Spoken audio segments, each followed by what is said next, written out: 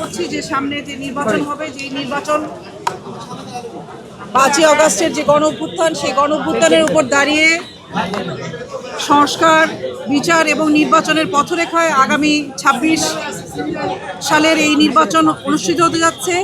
আমরা আশা করি এখানে সকল বাংলাদেশের যে নাগরিক তারা যাতে বৈষম্যমূলকভাবে একটা নতুন বাংলাদেশ পায় এবং জাতি, ধর্ম, বর্ণ নির্বিশেষে সকলে যাতে নাগরিকের মর্যাদা পায়, সেই জন্য আমরা নির্বাচন করতে যাচ্ছি। এবং আমি আশা করি যে ঢাকা 12তেও যাতে সকল নাগরিক একটা বৈষম্যমূলক বাংলাদেশের নাগরিক হিসাবে এবং এখানে গণঅভ্যুত্থান পরবর্তী যে বিচার, হত্যাকাণ্ডের যে দাবি ছিল সেই দাবিগুলো যাতে পূরণ হয় এবং যারা আগামীতে সংসদে যাবে তারা যেন জনগণের জন্য সেই আইন প্রণয়ন করতে পারে, যে আইন একটা বৈষম্যহীন রাষ্ট্র তৈরি করতে পারে এবং একই সাথে একটা নতুন বাংলাদেশ তৈরি করতে পারে। একই সাথে আমাদের যে জুলাই ঘোষণা, সেই জুলাই সনদ যাতে বাস্তবায়িত হয় এবং জুলাই সনদে যে হ্যাঁ ভোট, গণভোটের যাতে জনগণ সম্মতি দেয়, সেটার জন্য আমরা কাজ করব।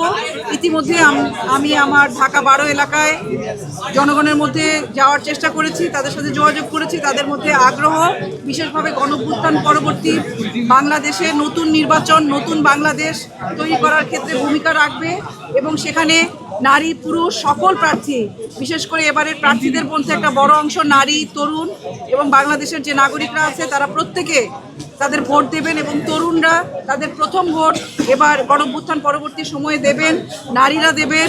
বাংলাদেশে মুসলমান, খ্রিস্টান, বৌদ্ধ, হিন্দু সকল ধর্মের নাগরিক এবং সকল জাতি, বাঙালি, চাকমা, মারমা, গারো সকলেই, আদিবাসী, পাহাড়ের সমতলে সকলে যাতে নির্বাচনে সুষ্ঠুভাবে অংশগ্রহণ করতে পারে এবং প্রার্থীরাও যাতে সকলে সমান সুযোগ নিয়ে এই নতুন নির্বাচনে নতুন বাংলাদেশ গড়ার ভূমিকা রাখতে পারে এবং আমিও যাতে সেই ভূমিকা রাখতে পারি, সেই জন্য আমরা কাজ করছি। ধন্যবাদ। Thank you.